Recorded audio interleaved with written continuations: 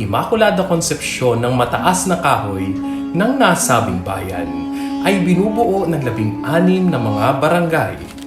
Pero bilang isang kabungang kahoy, marahil ay napatanong ka na din minsan, bakit nga ba ang mahal na ina ng Immaculada Concepcion ang napiling ating patron?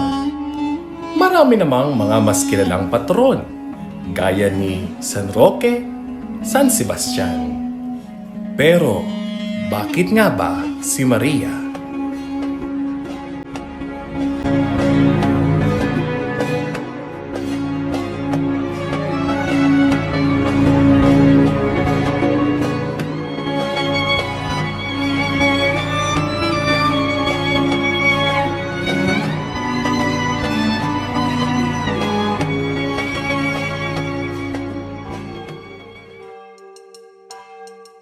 Ang debosyon sa mahal na Birhen ng Immaculada Concepcion ay nagsimula noong taong 1874 nang lumimos ang pamilyang Lia Crescinto ng imahe ng mahal na ina na nakatayo sa globo na may puting damit, asul na kapa at gintong buhok na alon-alon.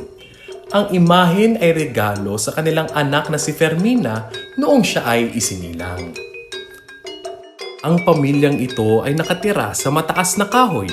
Noon ay isang baryo ng Lipa, kung saan sila ay nagmamay-ari ng lupa na kalaunan ang parte na nasabing lupa ay ibinigay upang pagtayuan ng isang tuklong. Ang nasabing imahen ang siyang tinampok sa tuklong na siya namang binibigyang parangal lalo't higit tuwing Flores de Mayo, kung saan nagkakaroon ng maringal na prosesyon at pag-aalay ng bulaklak. Sa panahon ng pananakop ng mga Amerikano, noong March 27, 1931, naging ganap na bayan ang mataas na kahoy sa pamamagitan ng Executive Order No. 308 na nilagdaan ni George Bute na noon ay gumaganap na Gobernador General ng Pilipinas. Kasabay nito ang pagkakatatag ng parokya sa pagsisimula ng sunod na taon.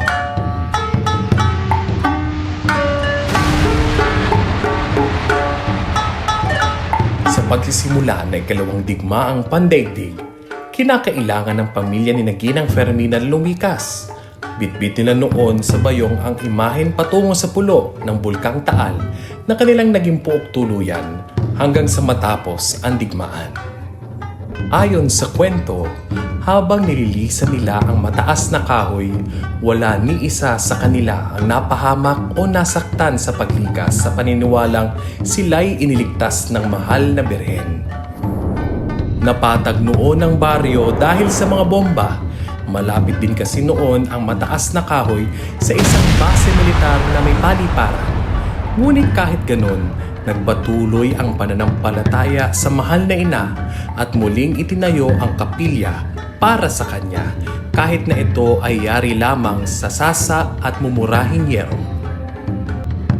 Iyon na ang naging kasaysayan. Bakit si Maria ang ating naging patrona? Pero kung tatanungin ng madami, nakikilala ba ninyo ang imahe ng mahal na Birhen ng Immaculada Concepcion?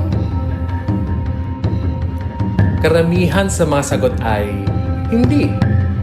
Ang naging pinakakilala ng mga tao ay ang Festejada na ipinagawa sa pangunguna ng Asociación de la Immaculada Concepcion noong dekada 90 upang itampok tuwing fiesta. Ang imahen ay nasa pangangalaga ng orihinal na pamilya kung saan ito nanggaling. Sa mga Lia Crescinto, inilalabas lamang noon ang imahen tuwing may okasyon tulad ng fiesta, Flores de Mayo at fluvial procession para na din maprotektahan ang imahen. Ngunit nagpapatunay lamang ito na hindi pisikal at makumundo ang dahilan ng debosyon sa patrona, na kahit hindi kilala ang imahen, nagpatuloy at nagpapatuloy ang pananampalataya dito. Sa pagsisimula sa ika-70 anibersaryo ng parokya, naging sentro ng pagdiriwang ang pagpaparangal sa noon ay 148 years old na imahen ng mahal na ina sa pamamagitan ng pagkokoronang episkopal na iginawad sa pamamagitan ng isang dekreto sa pangungunan ni Lubhang Kagalang-galang Gilbert A. Galceradidi, Arsobispo ng Lipa, sa Kapistahan ng Birhen noong 8 ng Disyembre 2022. Bilang paghahanda ay ipinakilala ang Birhen sa lahat ng mga barangay sa pamamagitan ng isang paanyaya at dalaw ni Maria o ipadama, kung saan sinuyod ng Birhen ang kasuluk-sulukan ng mga barangay para anyayahan ng lahat sa koronasyon niya. Ang mahabang kasaysayan at patuloy na debosyon ng mga parokyan sa mahal na Birhen ng Immaculada Concepcion ay biyaya para sa mataas na kahoy. Kahit na ang imahen ay may simpleng pinagmulan, ilang beses na hinamak ng panahon at pagkakataon at matagal na wala sa paningin ng publiko.